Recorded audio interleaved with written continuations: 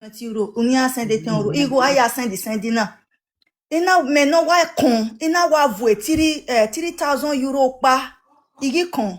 Ina wa voué tiri emise ki roni a were gbe sunu damege ya. Ina wa voué 3000 euros. Vum.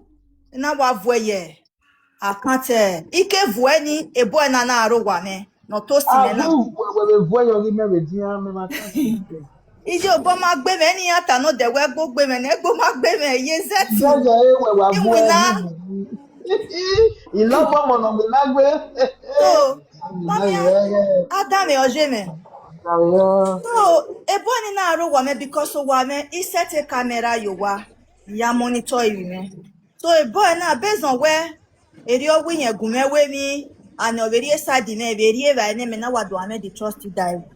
Ina wo ke gun me we mi na bisibi ina sibi mi aike e the guy na o emenari uwe 5,000 euro no ga go me as of that time ina wari 3,000 go na wa ya we ye account 31 oga eme so no be na wo even we go ni ya account ni ya we ni ya ni dey the number ni ya dey sure or number account no money like but based on the trust in me ne gbi me ri me we fi we o ma be beje I ma be ne the number go ti on ni me na wa believe you we o ma gbon na mi le si okuzebu de o ti go me wo we ra me Uwe wani ni na ye we ano e na we bros me ano fi yeti we me kia bu we wuti we oni wa cancel.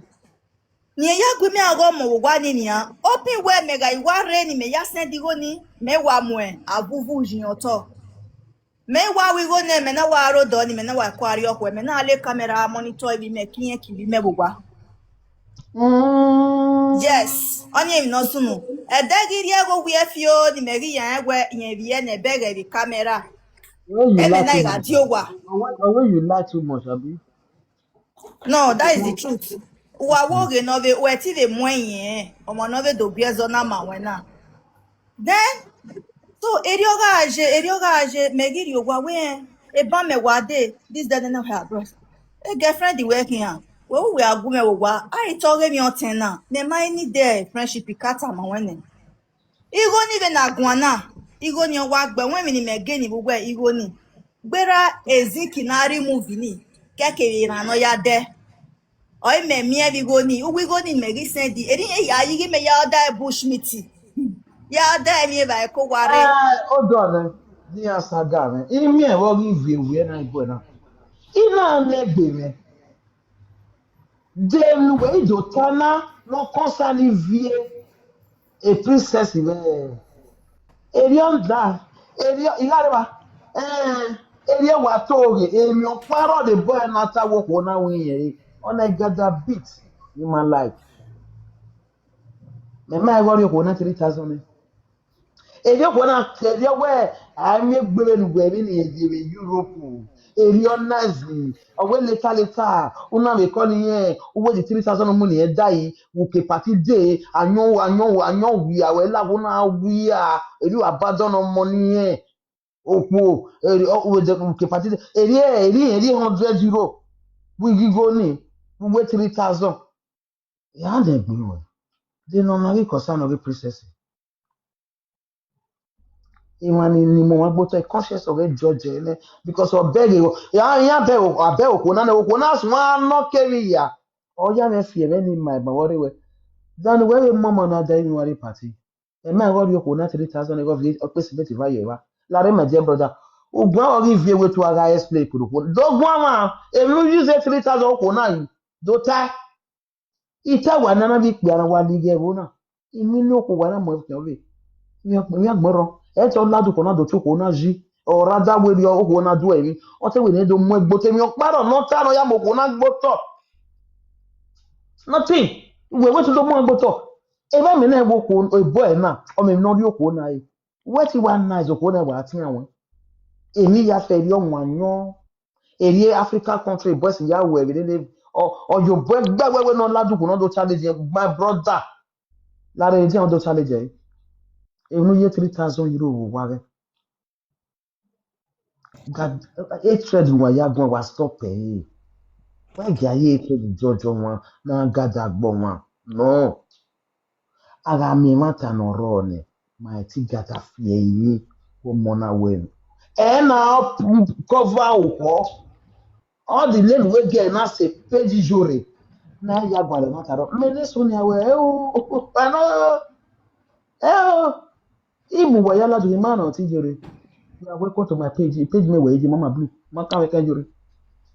So any case in order, na so body jure papa ga to pa ja na di ga taro de. Wa do mu je jure re man na. Cause jure re ko wa na do akina. Na di jure ana wa be top iya wa be valor. My way my gig be my but where do I drag you na? You got drag you. Fine. When you're not really page you want to say. Maybe you need to have an like it or not do. Maybe you are a friend to another person. Real friend who don't contribute to your women. Yeah, I think what boy was say page you. Oh, what's your mama? You know. That is our stupidity in social media. Mama, now we're going to get your vaccinated. See.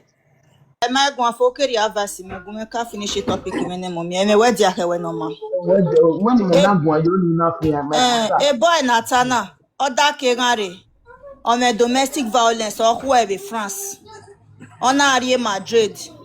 Iya na be whoever do oda like be boy da kegare now. Me no ni be je na ni na be mi ewo bania. Ina be da bo mo ya we yi go ko wado amole so pe na o. No na o pe a o na insult o na disgrace. Yen no ri me go na sia my by mistake one day that boy opon we ti give sia hin o ti hin be gbe ko ekuze be o pe a. Yon even yon do wa mi o yezu ozo ye ga. Me no we me so mo ani yen. Ero bi me nekere e wo pa mana maje. Me ahia someone Erovi mero ya someone care. Obi me no Dion is going to 14 years now. O me 14 years if we bo why even on me we bo we. O one. Ya Yoruba no ya demi. Who's here, If someone come 14 years in 4 months 3 months time now we guy 14 years. On one se mo you gbiggbiggbigbi. Ya ya demi obi me no Dion someone na. So we here go to someone who when was one on a domestic violence in other kegare excavate. Eri ya si egbin aladin ga ibe dapo yo nu Yoruba ni we do temi nu ta gege ogbalegbe give do da ime bi ofin emi oga ibe aye ko ti ba meme awe obe mo pe na ye kan o oku opa be mo pe aye kan wa ma pe gege ri ya si egbin aladin je me I love one. Mommy me so to well because he me we were dey ba bi vie ve there oni aro vie me he make send a request e mama blue bag my man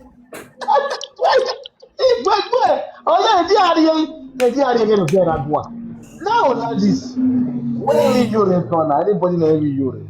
Who was joining? But I didn't know how you already. You know what I'm going to follow me. And that was that. You may go that you. Or when Mama Blue called. Nigeria. And every topic is your. That is the reason my Jana that way you man no there. That is supporting, but he must to me no so no. Why get that cover me or back boy ya say. Mama says, "Hey love, who are go about sweetheart? Go on, love." Well, yeah, give a mock yen. Or mamma dated the boy. Or my vaccine. No, Wukia met date. When you went away outside, not your piano, or Hoyaru, or Mokoyaru where. Sani degbe voice degbe no me say ma understand degbe no say My friend there, but we are so man. A boy when my trust in we friends, you were not someone with being or monogon we are going outside no way. okay fine Mudiane my love will not turn na gume when you love okay imaga someone then here ya we go me do understand then here ya we go need your account there your someone now we here ya we go The boy better won't give you. we go to that is the truth it is someone love you where gume go mo eri here eri dey no e the fair then here ya we go yen ga aro we me na wo ke here ya we go re oye ya aro we me eti wa someone we me gume go mo Avoid the since your mama dated, you for your avoid them. The boy you know say I went to some boy at the party. Why got to have you and no? What do you not reason? Orioni Bameta, mama, love. Ask me no one day the guy. The guy now. You not trusted then, why ya that mommy ti friend the guy because my trust eh. O ma keke no trust the way your boy or when my trust the My sister, my job duty like the 99 bi me wana 99. Una won mo wana. Na okpe na pass why. The person na so boy ko we get one so mo anoji. Okay, madam. Experience me wona ina so boy fi karabi ori ni deport me frustration agbo gan ma me no help you mo. Ima mo for the man we ni amofo a. No you 27 years now. We ni akwa me kwa ni mofo. Ni ma imofo. Is January police station agbero. If I'm away you every evening 2 months ago we police station. Ya we ni ma ku wa ya we the woman. Imo wa because the person ya so boy. He make ya so boy we gan. Mommy, like the boy way up me. Where you do home? He make ya so boy we gan. Eh? You know with you one na report me. I mean no help mo. How? Eriga sigidi. Oze ni obo no le ni mere. We are saying the kid only be ma. Na ya no be passage. Sagbomore, give me the other phone. I want to screen record. Let's take it away. The boy now. That is before yeah. Give me Yeah. the other phone. So we can. Let's have it. So I say it. You know, una wa mo obodo wa no help ma. O frustrate o ma we get no mo no. No wa. Okay. Mo ti umi yobo. O mo gwaji muna. No spend you. Hey! Mama, o mo gbaji nwina. Umo na mo ye deke. E deke gbo 500 you got. What's it going because me The mama deke me deke. Ike me deke. When I say ke me deke okay the way ya my sister. When me yare nene. Eye we yare va no beg that day that time. Then the brother no we bring here go do ho. They really beg in there. No no we me go do ho. Wa we ore wana. The person man la Diana. Ma breve. Wa we ore wana. Advice okay, Mr. P abi Mr. P no. Mr. P, no mommy. You know. Okay, Mr. P. For me, Mama, brother, if your party me amubo water, wogi manik bianire webo. Most of our brothers in Iwariwan, they are very useless. You understand? So, I'll bring you back here. most of our brothers in Iwariwan, some of them they are very useless. Yeah, we getting no sunu da a relationship go one way. Okay, we are la we. Okay, no we say. Nobody never then akwe. We someone we bien who was someone I know who no cook. Five children we no cook. They have vision no muye wana. No ga cook be bekani. E dey agbo that children. Go and look at my pikin. Okun we man. Or ye glory bekani shining. You know. So most of our brothers in Iriwan, they are very useless. Because omo na kufua, omo na mufua, bad job. omo ogagmo yano. Boy na bad job. We mana ko komo da erugwe mu wefua, nuwe na dokin po ma we agbona. Ore na azi ewe na yakuke na bad ema. You understand? So money is the best. Yes, it's the best. Na wasia na waro ogba. Wasia na waro ogba. I do see frustration on my view. Yes, most of our kuni. Yeah, meso. Oye no hiya meme, which is very bad. I suffer, brother. You say, man, yourself away, brother. I suffer. There.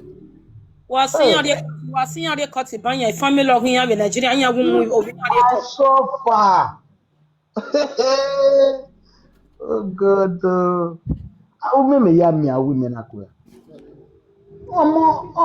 Omo aru we kwa na decide. O amo ri agbon we ti decide. Anything you do, you dey yo. E yo mo ya drag omo nìkan. Sister. It's well. Mr. P, you are welcome, bro. Hey, Rami, above here. Lover boy, we're above here. Am I going to say we're kojo?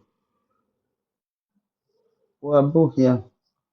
Wahia wabukia we Abo wana. we na. Mowi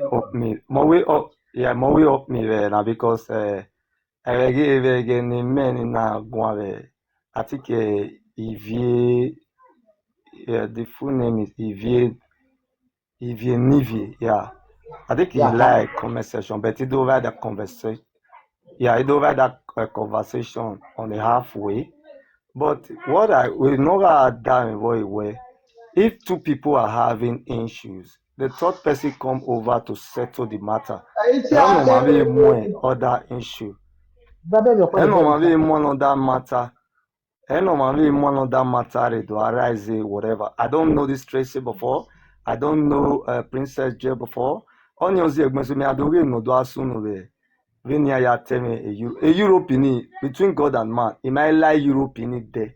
I've never spent my legs in anything Europe because of language barrier.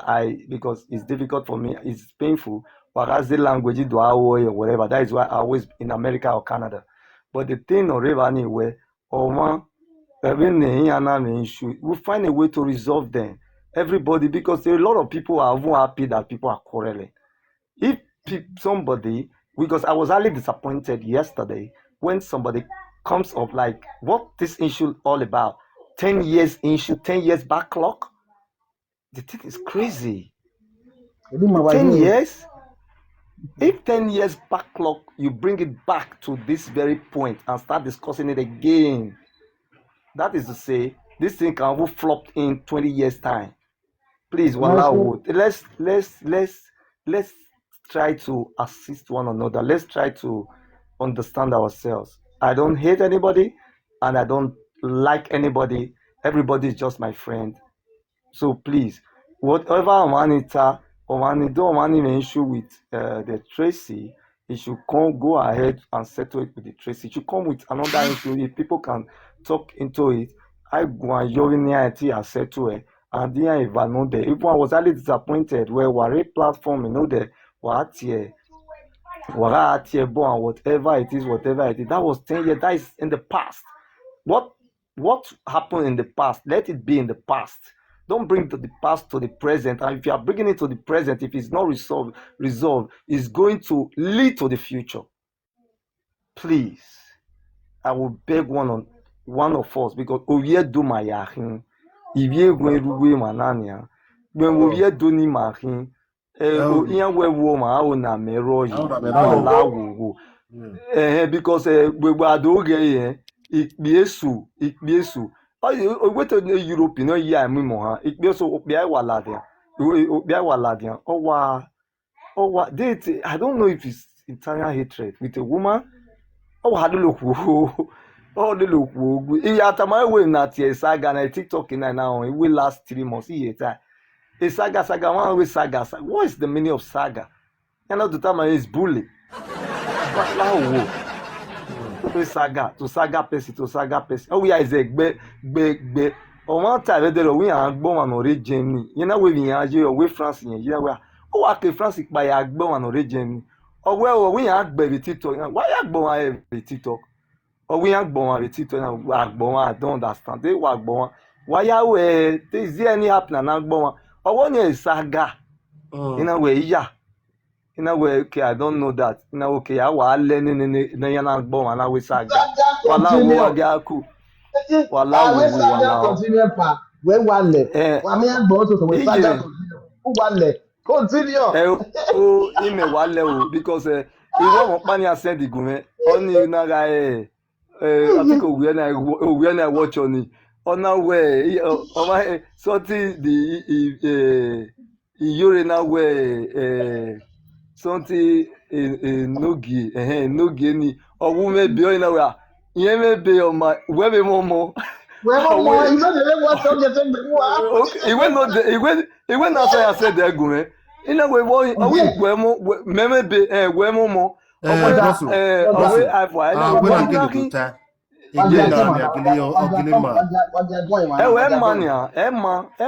Emma my brother Emma ge no hin we inohin we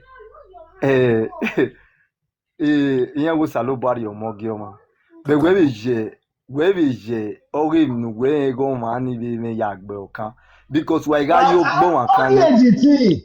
why ga ye mi o Don't we you gbon let wan your kan worry ni money be able to why ya ye why ya ye mi ni gbon wan kan ni o ma ni ave ye nu we me yagbu wo kan Never na never agbo work. Why the no agbo? be Why me the no agbo? yagbu wo kan na that You is know Eh, they what we have call well that now. is what the real yes. that is eye for an Ah, eye. God Eh, bless you. Waya una tamame we beni meje na wa tamame we ye we beni meje ni me ile na ema waya gbi mu kanka bo bege ni ime wa le ne enye enya wa we enye de mele ya we yeti gbe nye yeti gbe igwa ale be we ata And yeti then gbe mele and gwale then I have work here. We never mm, let it me go. wa mie mi nu we ti u me be ya gbu wo kan yes. me be ye mi ni gbu wo kan so ri onu wa lawo. My brother, Eh, you said you want to say memo bo something. mi ewo sister Ijore oge ke be na gena iteji o so relax with social media because e lafi mo bori ma me go ni aka no with us 1 million. Hello, Baba. Hello, I will page you. Ti Mm. ẹni na ti ẹ sister. Èmi na Okay. ti ẹ ìmọ̀ mi yóò rà ti ẹ. Mom Ijore Èmi ọ̀pẹ mi máa ń là àfún ẹ̀ em lórí no Mama. see me dey respect no ma egwi mommy me dey respect no ma because ìyí ni àti egwu ẹ̀rẹ́. ma ni ere ma eviene emini ara ati ye we because I'm an momo o da me you understand it pay me so much we must not have everybody now we are oh man agbon wa ya gie na because that guy in a come life for na we Larry my brother in a we emi agbon na be ni ma ya gie pe fe e ki ma dodo everybody we go one day just that e go pa ma yari agbon so mama wa mi most of our brothers emi ya wa o ugbeso ọma ti menegwe igwa zitali imagwiyo imagwe ni be fi agbo ha ọma gwore menegwe imuna na ma me ma on imagwiyo but yona do pa bi si imuna ni me yere me wa ni na you understand o me mi na gwiyi mo so wa forget me mo ya isa babo just that wa di megwe Brother, mother you are very, very correct. You are very correct. Where ugbenso na ni ome mi so use ule uge mi so pa before me kedo yes te mi last before me kedo tie where giving ya send you go gie ejore iwe no owo ore no ye ladian iwe owo ore no ye ladian till tomorrow no the way Bros, imagine me tomorrow wait me when think you where matter ni mommy tage na o can contribute. Iyo be wa he wa ni contribute. Mewe saga. E Ide saga ni nepa. ati eni mewu. Làbí Mewe gbèdé. me Mama. wa tai we nwa gbukore nwa la nwa La mufo. epa. We no see me na we Yeah. ne la pardon mo sa. We no see me na we ne inata me mama ban wo comment yo. O ma bere boy na no rigo na. Mote suppose na rio igo. Mote keke no so ge wa bu mere o mario me 3,000 euro. Me maso because ìyẹn family oge ìyẹn be yẹn me ukpe ya utome and then ìyẹn veji okpe ayen kin me oni me weke di case with ìyẹn see me see you ni panya ti kara kon kara ìyẹn tin di with because ene be ene mi ropa ti mo ni do press so mama oni je e power ni ne ya oppress because ekinomana me 3,000 euro no way. O money I think me 10,000 euro ya deal with you we. Mama when I the way go yo hana kweku. O da la biba o mana. O da ke gare na. Ine mi ya na ya rie woke ihan di ima we I beg ya baboge we said dey ivie ni vie. Ima request ima send na wa gbera Ivie ni vie o ma no ma understand the o mo mi vie nyaun. If you what you kawo kabiesi of your go your own any, ya was ye rapta papa, in when I have you matu way my better, but I have the query social media, have a dog go shoot. God bless you. We understand the. We have to use your. I didn't like the video. Hello. Why was I when Egu oteme ti ebodo no dege. Ema ya ni evi vie kagba gwine.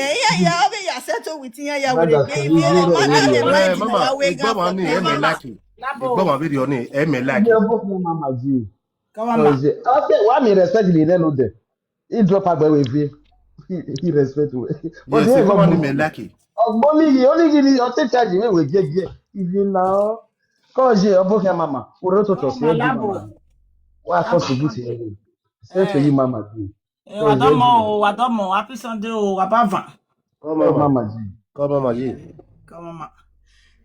Mama, iwe no deni. When you do, now mama fin video no yari last. Medu ye. We got this thing. Mama fin video no yari last.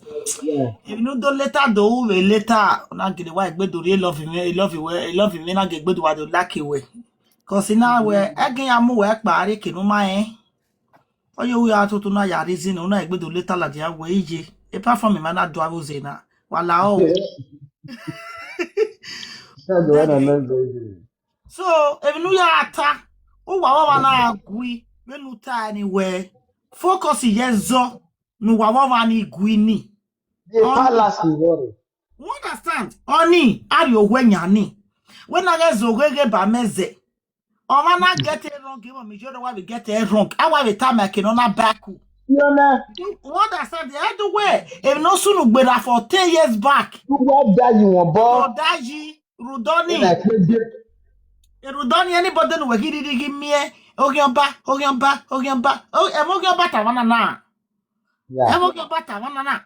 Ade mama no ya taba wi emi ya we platform we na ga yen ya rewa yen agbera they too we send a request we mege gugui because the platform ya niki wo me ni rati no yari odo one my sister agree o they need ya pute una beg ya ba because even if ya te charita me view no dey so say ogbine ogunba fine o are platform me we anybody no do attack we gine platform me we who set fire down. But anything no you way a party platform on Mama Blue, again wo ya. Oh no na, again wo ya. Oh no na again wo ya. Oh no again wo ya. Do we not want to know again no get la platform on fair for you. Udaga okay when we that country Mama Blue we drop on na mona yo duku meet on na one na ma very o saloba we say Mama Blue ze get retrieve a back we back. You understand it? Only go went back. Cause Ofibo communiate si where mama. Uga ite hoi. Imako when at the wakon wa yak ben.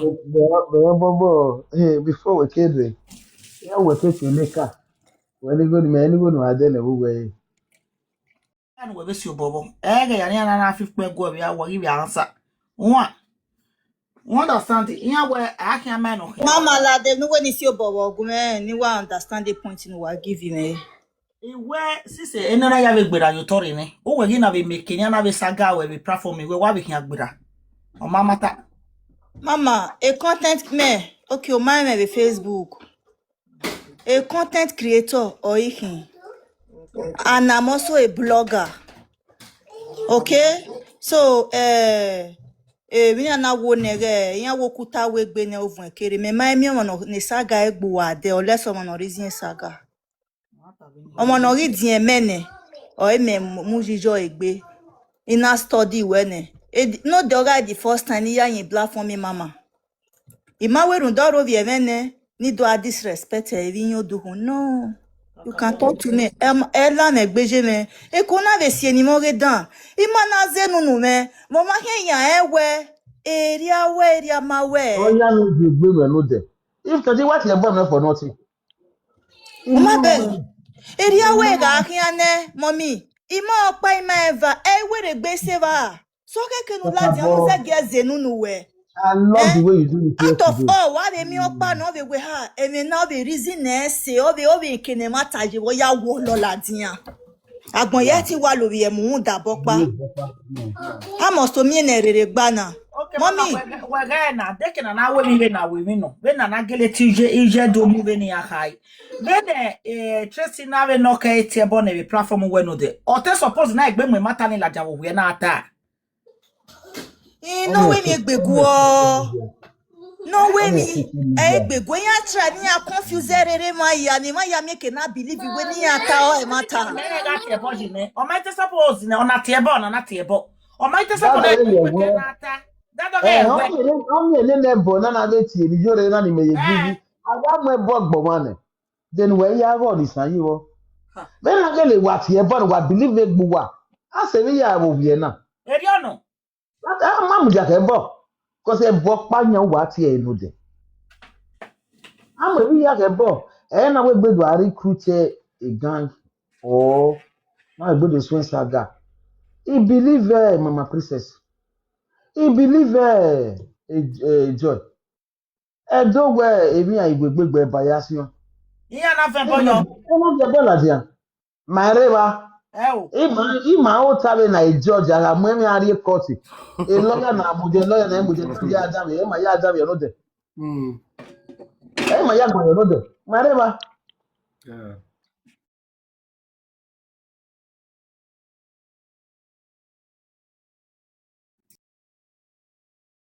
Atani data atemove. Atemove. E maru e vana hina. E the third party na the gbeji because the third party na river. You understand it?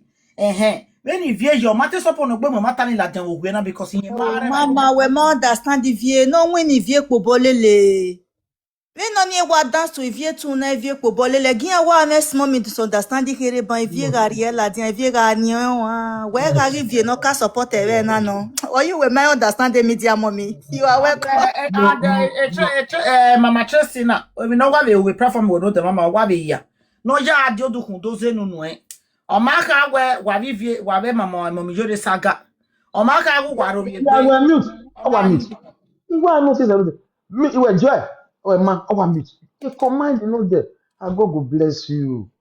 Mother stand. The year wo ma gba me ko yeso ro na be ma. O show e ma won je. mama drop me to to one Ọmọ ni me ma gugun general. Ado mo gun gbe me no de. Ọmọ ni me tie bodo mari. e ma ni we ma no ya kino there e fosa no e fosa iye ba mo general igbo me different prime no ya saga ya o ni ya tie fosa Yo obi o kan gere wa me pu do je mani. a bi o kan no wine no Ah obi o kan no o ni no wan. Jo e peji mo na we e anu e bag bi na. No je e to general to ko na ite. No je ko na o tayo wi jore. Ma wa ma do ti on no e mo yan no kan wa rewa. We ti be saga yo ti e bo ni abo te wa je. No we ya vi picture vi yere saga yere. No. Iya agati ya mugu let the mugu stay. Ibi je mereba. Agbaguwa. Ibi je meti otaba.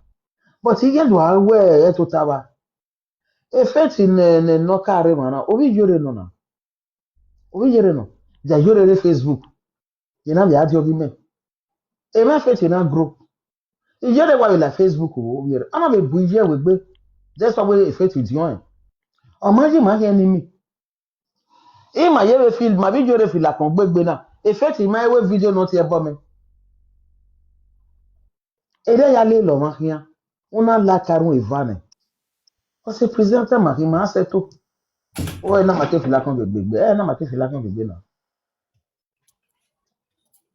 Wala wa je ga we group un.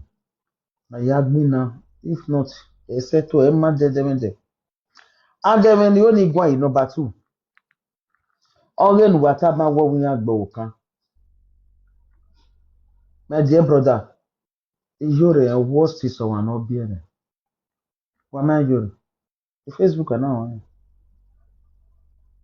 Ijore na tabu we ma ti e bomo. O ma bi o. Ijore we mi ejo pa. Ya ye money ko ga hon. Ima le money ka ta ma. Ijore na wa vi hegi la di street na wa ro live do na wa na le owi money ka. O yi we gbera gbe di use social media. Me bi are nu suma na we ijore fi an. Age wo ede igbo na do yin mi Monica. Ila ewe no ya te kashona. Ashona o gbera gbe. No wa be oge no ge wa ona wa ja yo. E no ge le gun aye me Juliet wa ma watch the video. E no ge ma set anybody. Oge da dogo ye ni da dogo. O ma gbe jero kan wa ya watch the video. Forget my no ge we saga. Ona meje. Almost so bana moja me. I watched the video.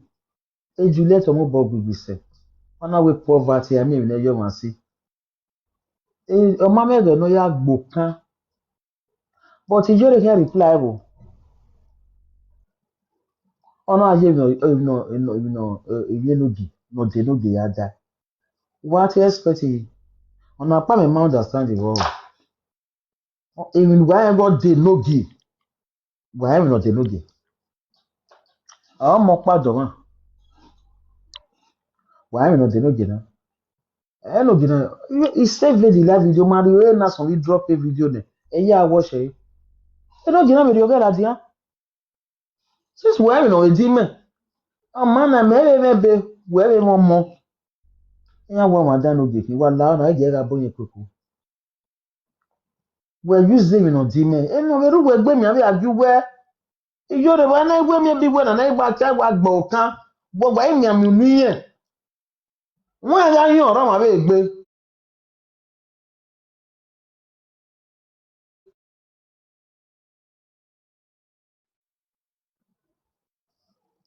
Ama mi no de no ge. Mi aka wa isaga bana ki o me be e mi no da no. Ye le ti no di mi abi. E no de no ge. E mi no go kan ya wo mana. Wa ta ma ya wi ya igi ediyan ba ya giyan. Yan ba pretend or diyan because e many large on social media na. A weapon in my ya fe vie wa kan fight no ge. A weapon ya se gbi ye. No ru pon mo e dede. Dede be ni ju wa yi maje. Amwe ni ji ma be do agbe paket ya. A social media na mo e laja. Akin saga no ge. Ijiani akamuladia. Wala o oga ko je won we ni social media. Mo do fun yan wo ye nere. Oni na be do le weapon. Awo gbokan. Wa kin an be mo na go sit down. Ogbe mo kan gbo kan. Ni awo se ina wo se ya we say sweetheart, God bless you. That's it. Ina wo se ina we ni analyze me ni emi ya fe di yorita. Need to analyze any do gbegwon. My sister. Wa ati mazen. No say na analyze me no matter. You know the analyze na. Obi na ka fen for la please. Ona say me I will anything na give na it ni. E da me. Ni me gugwa. Anyhow, odo apete. Iyare o mama no mo say iyare o. 20 something years gbegin award dem mai pa wore. Imagine divorce. Oge sagare neba. Awiro wodo idu aso because if you know we di me I can be tamame. So why obi don no be away. You know go you were then. Why obi don no be away. Na wa ba don yan o ya mi wa go. You know yari e ba e no. We be croak a joke so no. E we gi megwe. A joke so ro ne no ga wi yo e we gi mewe. Or we no fear for. Why you advert all the name of a social media. So where you there? What am I where?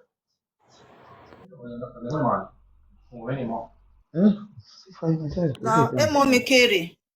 Recording of your honey ya agwa mo give you ni vie na. Anybody knows squeeze the screen record do not send the egume. Ma agwa we WhatsApp €100 yari no e. Any blogger share o. We wa screen record no your honey wa ya agwa ni. Ke no your honey ni boy ni ya agwa from the beginning to the end. Anybody that do screen record wa send the egume personal.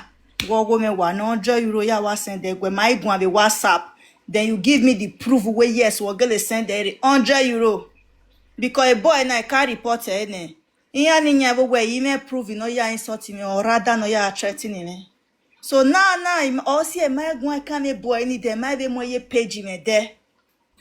So your car la dia na do zemo bigu me wala wo. A boy ni ya deal with we gan na dala dia ni ya make sure we yo be. You make a business in not here record. They make a business road out. A business hero. Why me mommy vie no we no dey gbe we no ri enu e. 100 euro wa no cash. Eke no we na tiri me 3,000 euro. You go be ro. You be we no ga ti me no dey go tell ni. O po ma gbe. I don't know how you go. Mami jore where I push you to the top. I wait till the man me here like so what get any hand he go re. E do be ya ga be record you top. Imagine go ro. Ya re wa we na. Omo na ti we hin adolo we raji. Omo na we hin ati dodo. Ike we adolo we raji.